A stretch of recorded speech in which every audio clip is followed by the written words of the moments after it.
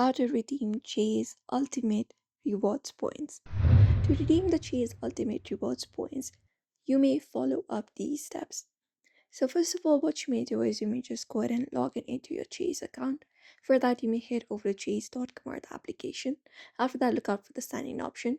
In the website, it is on the top right corner. Usually tap on it, and then once you tap on it, you will be finding the sign in page.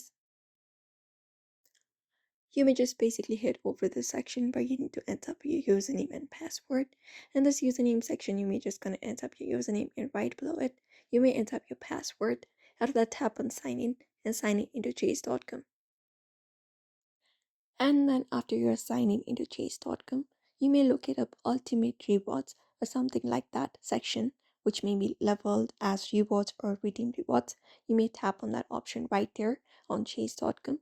And once you go ahead and look out for that section, once you find it, you may just go ahead and once you are logged in, you may go ahead and look out for redeem for a statement, credit, or deposit into your bank account at a rate of 1 cent per point. You can look out for those options or choose from a variety of gift cards at a rate of 1 cent per point.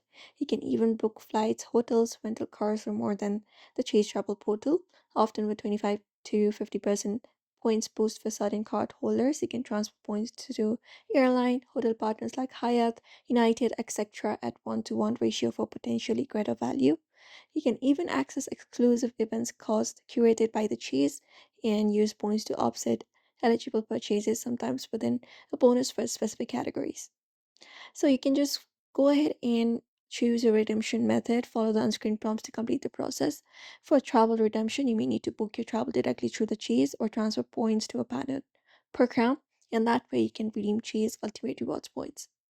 So these are some of the methods you can follow up. You may just go ahead with through the process and do so. So therefore, I hope this video was helpful. Give it a thumbs up and subscribe for more tips and tutorials.